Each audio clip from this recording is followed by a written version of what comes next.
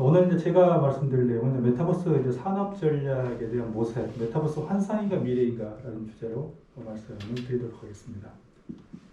메타버스에 대한 어떤 미래를 둘러싸고 많은 논란들이 있습니다. 어떤 분들은 미래라고 그러고 또 어떤 사람은 환상이라고 부릅니다. 근데 메타버스 이제 붐업의 배경을 이제 돌이켜보면 지금 다 대략 한 2년 정도 된 것 같습니다만 가장 중요하게 등장했던 계기가 뭐냐면 코로나에 의한 외부 활동의 제약입니다. 그래서 코로나에 의해서 사람들이 대면 활동이 극도로 제약됨으로써 결국에는 이제 대신해서 뭔가 사회적 활동을 할 수 있는 그런 가능성들, 또는 그런 대체제를 찾는 과정에서 메타버스가 등장을 하게 됐었습니다. 직접적인 촉발제는 어몽어스입니다. 어몽어스는 이제 마피아 게임, 여기 사실 여기 계신 선생님들 다 아시겠습니다만 마피아 게임을 온라인에서 하는 그런 형태의 게임입니다만 이제 1년 이상 지속되는 이제 코로나에 의해서 사람들이 이제 답답함을 느끼고 있는 시점에서 등장해서 폭발적인 인기를 얻었습니다. 그 이후에 또 이제 각광을 받고 있는 것이 로블록스. 이 로블록스는 하나의 게임의 형태를 좀 취하고 있습니다만 로블록스 자체도 과거에 이제 메타버스가 성공하지 못했던 비즈니스 모델 대신에 새로운 어떤 비즈니스 모델을 제시했고 그게 성공을 거둠으로 인해서 아주 크게 각광을 받았던, 그리고 이게 이제 메타버스가 가능하다는 것을 최초로 보여주었던 하나의 비즈니스 모델이었습니다. 또 이제 메타버스에 대한 붐업을 만들어야 되는 게 제페토입니다. 사실은 메타버스 같은 플랫폼은 한국에서 굉장히 어렵다라고 보는 게 일반적이었습니다. 사실 그게 맞습니다. 그런데 그런 어떤 어려운 한계를 뚫고 제페토가 SNS적 성격을 강하게 가지고 있는 제페토가 성공하게 됨으로써 한국에서 메타버스라는 하나의 중요한 어떤 산업이 가능하다는 인식이 확산되게 되었습니다. 정리를 해보면 대략 어몽어스, 로블록스, 제페토 성공이 메타버스의 붐을 촉발했던 그런 것도 있습니다. 뭐 또 다른 측면도 있습니다. 예를 들면 이제 VR, AR과 같은 이제 실감형 어떤 콘텐츠, 실감 기술의 이슈입니다만 대략 한 3, 4년 정도의 실감에 대한 어떤 정책들을 집행을 해봤습니다만 결국엔 산업적인 성장이 잘 안 됐던, 그리고 산업적으로는 거의 확산이 안 됐던 그런 한계가 있었습니다. 그래서 그걸 대체할 수 있는 그런 개념들을 찾고 있는 데 메타버스가 대단히 적합한 그런 키워드로 떠오를 측면도 있습니다. 하지만 그런 이제 성공이 되면서 조금 이제 과열된 모습들이 보입니다. 이제 대표적인 이런 말입니다. 현재의 메타버스는 과거의 인터넷 혁명, 스마트폰 혁명의 뒤를 잇는 정보화 대혁명이 될 것이라는 그런 말이 등장하고 있습니다. 이건 이제 이 정도까지 가면 이제 상당히 이제 메타버스가 산업적으로 냉정하게 우리가 분석하고 보는 대상이 아니고 추정에 대한 대상으로 변질되게 되는, 그러면 결국에는 이 붐에 뒤처지면 안 된다는 강박관념과 조급증이 생길 수밖에 없는 상황이 되게 되는 겁니다. 자, 그래서 메타버스를 좀 검증을 해봤습니다. 여기에 이제 예를 들어서 이런 어떤 키워드로 이런 거 체크 포인트로 우리가 몇 가지 해볼 수 있습니다. 과연 메타버스는 새로운 기술인가? 새로운 기술이 있는 것인가? 유감스럽게 메타버스는 새로운 기술은 존재하지 않습니다. 기존에 AR, VR, 홀로그램, 그다음에 뭐 SNS, 뭐 여러 가지 많은 그다음에 엔진들 다 기존의 기술들을 그대로 쓰고 있습니다. 자, 그럼 새로운 비즈니스 모델인가? 새로운 비즈니스 모델도 아닙니다. 예를 들어서 제페토에서 쓰고 있는 비즈니스 모델은 게임 아이템을 팔고 있는 것과 동일한 모델입니다. 비즈니스 모델 상업 변화 없습니다. 로블록스는 과거에 세컨라이프에서 사용했던 비즈니스 모델 그대로 사용하고 있습니다. 그런 점에서 과연 비즈니스 모델 상에 어떤 게 있는가? 오히려 이제 비즈니스 모델은 향후 찾아야 될 어떤 과제만 남아있을 뿐입니다. 그럼 새로운 사업 영역에 적용이 좀 되고 있는가? 기존의 VR이나 AR이 하고 있었던 산업적 영역의 적용과 다른 차이가 없습니다. 똑같습니다. 그냥 우리가 실감 미디어라고 불리는 그런 어떤 AR, VR 뭐 등등 이런 영역하고 똑같습니다. 또 그다음에 AR과 VR과 다른가? 세계 지금 이제 메타버스가 가지고 있는 그런 어떤 문제점이라고 볼 때는 기존의 VR과 AR이라는 말 대신에 그러니까 메타버스라는 말 대신에 VR과 AR을 집어넣으면 거의 의미가 변하지 않는 게 대부분입니다. 즉 용어상으로 메타버스라고 쓰고 있지만 실제로 내용을 들여다보면 VR과 AR과 똑같다는 거죠. 그러면 과연 뭐가 다른가? 이것도 다 똑같다는 겁니다. 그럼에도 불구하고 사람들이 이제 좀 강박관념을 가지고 좀 접할 수밖에 없는 게 뭐냐면 메타버스를 이야기하면 주가가 폭등합니다. 그럼 사람은 뭔가가 된다는 그런 이제 이거 자기만 뒤처진 거 아닌가라는 그런 것들을 이제 생각할 수밖에 없는 거고요. 그다음에 또 정부하고 지자체가 메타버스 구축 경쟁에 돌입해 있습니다. 그리고 예산을 획득하려고 대단히 노력합니다. 그리고 메타버스를 들이대면 예산 획득이 어렵지 않습니다. 근데 그걸 갖고 과연 뭘 할 건가 이슈가 있는 거죠. 그런데 특히 이제 지자체 메타버스에 대해서 정부와 지자체 메타버스의 구축 경쟁에 저는 대단히 우려하고 있는 게 구축한 다음에 아무도 찾지 않은 폐허로 전락하고 있다는 것입니다. 여기 보여드린 이게 서울시가 구축한 청년 창업센터인가 하는 그 메타버스 내 제페토 내 이 구축해 놓은 센터입니다. 이 오늘 발표하기 전에 제가 여기를 4일에 걸쳐서 매일 오전 오후에 방문을 해봤었습니다. 근데 보시다시피 아무도 없습니다. 저 혼자 있습니다. 저 혼자. 근데 저는 이제 시간대 밤에도 들어가봤고 낮에도 들어가봤고 했는데 제가 이제 어제는 오후 4시경인가 들어가봤는데 3시 55분인가 들어갔는데 역시 똑같습니다. 이게 우리가 이제 메타버스라는 정부가 지자체들이 경쟁이 낳은 엄청난 폐해입니다. 그런데 또 하나 우리가 이제 메타버스를 검증할 때 봐야 될 게 바로 이 포인트입니다. 왜 2000년대 중반 전 세계를 휩쓸었던 메타버스 1.0, 즉 세컨라이프를 실패했을까? 이런 데 대한 반성과 교훈을 우리는 살리지 못하고 있다는 것입니다. 자, 정부가 하고 있는 그 메타버스 사업에 조금 더 한번 찾아보기로 하겠습니다.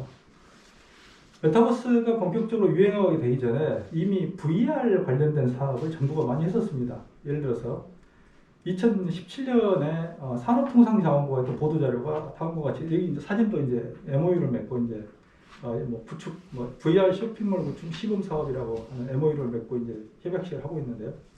거기에는 이런 말이 나와 있습니다. 산업통상자원부는 백화점, 유명거리 상권, 전통시장 등을 VR 속에서 체험하고 상품을 구매할 수 있는 가상현실 쇼핑몰을 시범 구축해 오늘 10월 코리아 세일 페스타에서 공개하기로 했다. 2017년 10월 이전 이야기입니다. 공개됐는지는 그 당시 모르겠습니다. 근데 지금은 확실한 건 뭐냐면 이게 사라졌다는 겁니다. 그때 당시 인용했던 게 뭐냐면 지금도 정말 여전히 유용한 이야기들인 것 같습니다만 향후 가상현실 VR 쇼핑의 비중이 40%까지 확대될 거다. 마윤이 그랬다고 그럽니다. 골드만삭스는 뭐라고 그러냐면 가상현실은 유통사업자가 꼭 투자해야만 하는 기술 중에 하나다. 2017년에 이야기했습니다. 그래서 4년 전에 했는데 지금 4년 동안 뭘 했다는 건가요? 산업통상자원부의 사업은 2017년 사업은 이렇게 발표하고 화려하게 등장했지만 소멸했습니다. 과기정통도 마찬가지입니다. 2010년에 가상공간에서 가상 아바타를 만들어 제3차원 의상을 입혀볼 수 있는 VR 쇼핑몰 개발에 23억 원을 제공했다라고 발표한 바 있습니다. 작년입니다. 근데 그 지금 사업이 어떻게 됐는지는 확인이 안 됩니다. 그렇죠? 어떻게 지금 그 결과가 나왔는지 뭘 하고 있는지 확인이 안 됩니다. 정부 사업이 특히 VR을 기반으로 해서 메타버스 대부분 사업들이 이렇게 될 가능성이 큽니다. 자, 세컨라이프에 조금 더 해보겠습니다. 아까 로블록스를 성공하게 만든 바로 그런 여러 가지 요인들이 있습니다. 반대로 실패했던 요인들은 세컨라이프입니다. 세컨라이프는 2002년에 베타 테스트를 시작했는데 한국에도 지금의 메타버스의 몇 배의 열풍을 불러일으켰던 하나의 사업이었습니다. 그래서 2008년에는 어떤 일이 있었냐면 3억 4,500만 달러가 세컨라이프 내에 실제로 투자됐습니다. 이게 현금입니다. 가상화폐가 아니라 3억 5천만 달러가 투자가 됐습니다. 그리고 세계적인 서비스가 됐었고요. 그래서 그걸 보면 바로 이런 것까지 됐습니다. 지금 메타버스에 하고자 하는 게 전부 했었습니다. 제일 위에 보시는 게 저게 스탠포드 대학에서 하는 가상 미술관입니다. 가상 전시회. 그래서 스페셜 컬렉션이라고 되어 있습니다만 그 당시에 2007년 8년경에 아카이브를 구축해 놓은 게 지금도 이거 살아 있습니다. 지금도 살아 있는데 사람은 없습니다. 이런 사이트에 들어가 가지고 사람들이 그 미술품 구경할 수 있는 이런 것들을 지금 하고 있는 소위 말하는 메타버스 박물관 이런 개념을 다 하고 있는 거고요. 아래 보이는 가상 국제회의 이건 이제 유엔의 국제회의입니다만 그런 각 사람들이 모여서 가상 세계에서 한다고 했었고요. 오른쪽에 아래쪽은 중앙대에서 제가 소위 말하는 메타버스 수업을 했던 바로 그런 사진들입니다. 한 학기 동안 수업을 진행했던. 근데 이런 수업을 해보면 실제로 대면 수업과 이런 메타버스의 수업은 두 개가 보완적 관계를 유지해야 되는데 메타버스 내 수업만으로는 절대 학습 효율성이 오르지 않는다는 건 전 제 자신이 아주 뼈저리게 느꼈습니다. 우리가 과거로부터 배울 수 있는 건 또 있습니다. 이건 2008년도에 여기까지 했다고 이제 말씀드리고, 제가 저희 연구팀이 만들었던 보고서입니다만, 정부 보고서에는 이런 것까지 있습니다. 이게 메타버스라는 가상의 국가와 정부를 추진했던 계획입니다. 그래서 여기를 보게 되면 대통령 이하에 아래 민간 추진위원장이 한 명 있고요. 부위원장과 부위원장에는 문체부 장관과 민간 1인이 들어가고, 각 부처별로 쭉 이렇게 메타버스를 구축합니다. 교육은 과기부, 그러니까 교육과학기술부, 그 당시 2008년이니까요. 그 다음에 가상정보는 행정안전부, 국방부, 통일부에서 각 부처가 메타버스의 정보를 구상한다 라고까지 했었는데, 이런 보고서들과 이런 고민들은 지금 다 쓰레기통에 들어가 있습니다. 그리고 이런 쓰레기통에 들어가는 그 폐허 속에서 새롭게 메타버스를 한다고 지금 또 마구 여러 가지 이야기들이 나옵니다. 이런 어떤 난맥상들이 지금 또 메타버스, 우리가 지금 13년 후에, 지금 2008년이니까 13년 후입니다만, 또 우리가 또 한 번에 엄청난 시행착오를 할지도 모르는 그런 상황에 놓여 있습니다. 그럼 제대로 하려면 이런 보고서들을 전부 다시 끄집어내서 그 당시에 왜 실패했던가? 우리가 뭘 교훈으로 삼아야 되는 건가? 이런 어떤 정부 체계들, 메타버스라는 어떤 정부하고 국가 체계를 만들려고 했던 것은 지금도 타당한가 하는 것들을 검증을 해봐야 되는 거라고 생각을 합니다. 세컨라이프라는 게 실패했던 이유는 바로 이제 그런 어떤 국가적인 어떤 가상 정부까지 생각했습니다만, 실패했던 이유는 뭐냐면 한마디로 하면 유저들의 이탈입니다. 그래서 아까 제가 서울시의 그런 창업센터도 말씀을 드렸습니다만, 유저들이 한 명이 없이 폐허가 된 것은 그건 완벽한 실패입니다. 첫 번째는 뭐라면 유저들의 플레이 목적성이 결여됐다는 점, 세컨라이프 실패 이유. 두 번째는 엔터테인먼트라는 어떤 즐길 수 있는 요소가 없다는 점. 세 번째는 UI의 실용성과 편리성이 결여되어 있다는, 바로 세 가지입니다. 그런데 이런 세컨라이프의 교훈이 살려지지 못하고 또다시 지금 최근에 버블이 생기는 것 같은 느낌이 좀 있습니다. 3자 이해관계의 일체에 의한 버블이 만들어지고 있다고 저는 보입니다. 하나가 여의도 증권가입니다. 그래서 메타버스 ETF나 NFT 등등의 키워드가 들어가면 주가가 폭등합니다. 예를 들어서 게임 회사 중에 NC소프트가 있습니다만 3분기 실적 발표에 있어서 어닝 쇼크를 기록했습니다. 그런데 NFT 도입을 한다는 그 발표 하나로 상한가를 찍었습니다. 이런 현상을 도대체 어떻게 봐야 되는지. 그다음 일부의 정부 부채 이슈도 있습니다. 2021년에 메타버스 예산을 대폭 증액시켰고, 메타버스를 하도록 기재부를 압박했고, 예산의 대폭 증액에 성공했습니다. 이게 과연 정부가 이게 바람직한 것인가 하는 이슈가 있습니다. 세 번째는 일부 언론의 이슈도 있습니다. 메타버스를 키워드로 관련 사업 진출을 합니다. 그래서 NFT를 기반으로 해가지고 언론사들이 신규 사업에 마구 들어갑니다. 이 3자의 일치에서 메타버스가 잘못하면 버블이 되고 있고 현재 되고 있는 것 같다라는 게 저의 생각입니다. 자, 근데 왜 과거 정부 정책은 실패했는가라는 걸 볼 필요가 있습니다. 세컨라이프 같은 메타버스 1.0에서 왜 실패했을까? 하나의 요인으로 볼 수 있는 게 정부 정책의 혼선입니다. 정책적 우선순위하고 추진 체계가 부재했다는 점. 특히 MB정부가 등장하면서 관심과 지속력이 소멸했습니다. MB정부가 바로 노무현 정부 말기에 이제 메타버스에 대한 세컨라이프가 등장하면서 가상정부 이런 개념이 나왔습니다만 4대강 사업에 집중하면서 예산들을 전부 제거했습니다. 민간기업의 활용 동기가 부족하다는 것입니다. 특히 B2B 모델의 도출이 실패했습니다. 즉 산업적으로 활용할 수 있는 가능성이 없어져 버렸습니다. 특히 유저 인터페이스의 복잡성도 그 문제였고요. 특히 이제 민간기업의 BM 도출이 실패하면서 지금 현재 VR과 AR 같은 경우 실감 콘텐츠에서 유사한 문제가 발생하고 있습니다만, 민간기업이 비즈니스 모델을 만들어내지 못하면서 결국 산업은 소멸하고 말았습니다. 이건 어떻게 이야기할 수 있냐면, 결국 이제 민간이 중심이 된 산업 생태계 구축이 실패했다 이렇게 볼 수 있는 거고요. 또 하나가 중요한 게 대기업과 중소기업의 상호 협력 모델 도출에 실패했다라고 이야기할 수 있습니다. 문제는 지금도 유사한 문제가 발생 중이라는 겁니다. 우리는 메타버스 1.0에 실패해서 무엇을 배웠던가 하는 걸 우리는 지금 이제 던져볼 필요가 있습니다. 다음과 같은 질문을 우리가 던져야 됩니다. 메타버스의 비즈니스 본질은 변화하였던가? 메타버스의 기술적 진화는 과거 VR, AR, XR과 다른 것인가?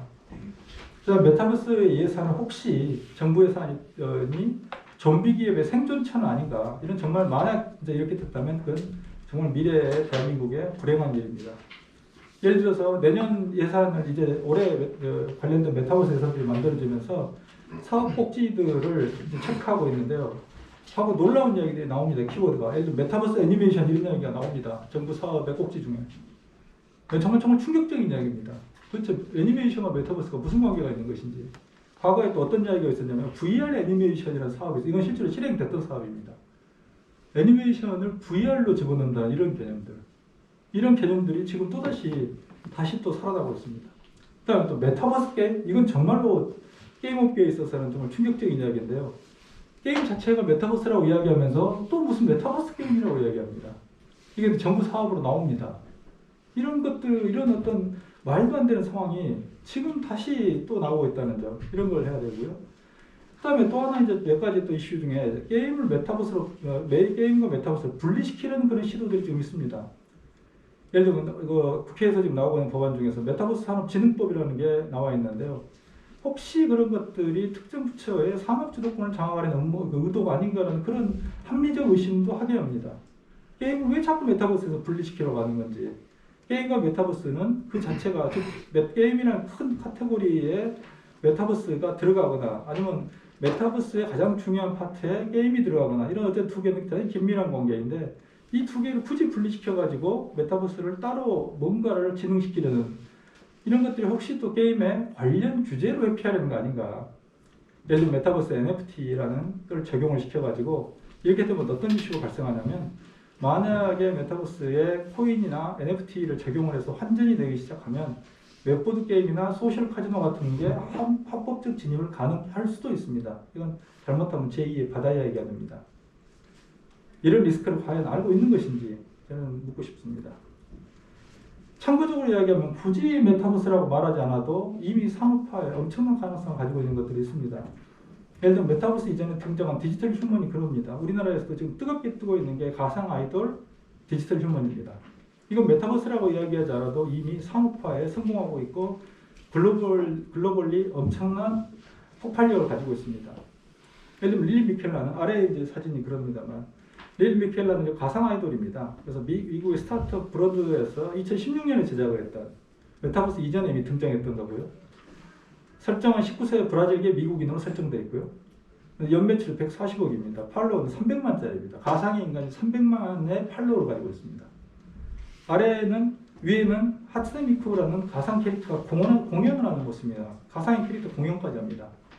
그러니까 일본의 크립톤 퓨처 미디어가 개발했고 음성 합성 소프트웨어고 보컬로이드를 사용한 음원입니다. 2007년에 발매했습니다. 지금부터 14년 전에 발매했습니다. 우리가 굳이 메타버스라고 말하지 않아도 근데 이런 어떤 산업들을 메타버스라고 대충 몽땅거려서 하는 순간 이런 산업이 등장하고 성장할 수 있는 가능성들 또는 비즈니스 모델들이 다 묻혀버리는 그런 폐해를 가지고 있습니다. 자, 무엇을 해야 되는가? 4가지 정도 이야기를 해보겠습니다. 메타버스에서 비즈니스 모델을 창출하는 게 굉장히 중요합니다. 현재는 특정 플랫폼, 제페토 안에서 가상 점포를 열거나 포트나이트 속에서 공연하는 수준입니다. 하지만 메타버스를 빨리 산업적으로 활용해야 됩니다. 그래서 비즈니스 모델 이슈가 중요합니다. 두 번째, 메타버스 하면 또 우리나라가 가지고 있는 폐차이, 모든 사람들이 3D만 이야기합니다. 근데 게드타운이라는 메타버스는 2D로 훌륭하게 그 자체가 하나의 이 커뮤니티를 구성하고 있습니다. 유저들을 끌어들이고 그 자체가 작동을 합니다. 그럼 3D냐 2D냐 이슈는 사실 의미가 없는 이야기죠. 우리나라에서는 계속 VR 기반의 3D만을 이야기합니다. 그 자체는 또 하나의 패착이 될 수도 있습니다. 그 다음에 두 번째는 VR과 AR, MR, XR 같은 홀로그램 등등 기술적 요소가 각각 진화를 해줘야 된다는 것입니다. 이러한 요소들은 우리나라가 정말 끈기가 없다는 게 아쉽게 보여지는데요. 사실은 VR이나 AR 같은 것들이 또는 뭐 XR도 그렇습니다만 그동안 코로나를 거치면서 나름의 성장과 진화 과정에서 느리지만 점진적으로 발전하는 모습을 보여왔었습니다. 하지만 이런 것들이 바로 메타버스라는 그런 키워드로 버블이 생기면서 실제로 VR이나 AR 같은 그런 기본 기술들의 발전이 오히려 방해받는 현상이 발생하고 있습니다. 그리고 각각의 기술적 요소는 진화를 해야 됩니다. 세 번째는 가상의 아이돌, 이게 이제 가장 중요한 이슈가 될 겁니다만 가상의 아이돌, 가상화폐, AI, 빅데이터, NFT, 핀텍과 같은 메타버스 구성 모듈을 해방시켜야 됩니다. 해방이라고 되는 과격한 표현을 썼습니다만 이 자체가 우리나라는 메타버스라는 애매한 카테고리에서 가상 세계라는 키워드 외에 정말 중요한 모듈인 예를 들면 아까 보여드렸던 가상의 아이돌 또는 가상화폐, AI, NFT 이런 요소들이 전부 묶여 있습니다.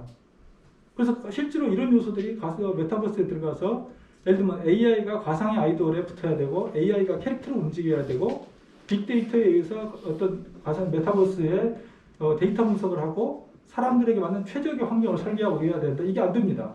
왜? 각각의 요소들 우리가 총론의 메타버스를 찬성이지만 강론으로 들어가면 전부 발전을 방해하고 있습니다. 그래서 특히 이 각각 모듈들을 서로가 자유롭게 사업을 할 수 있도록 해방시킨과 동시에 자유로운 사업 진입을 유도해야 된다는 것입니다. 네 번째는 게임 기반의 메타버스 진화 모델을 진화시켜야 된다는 것입니다.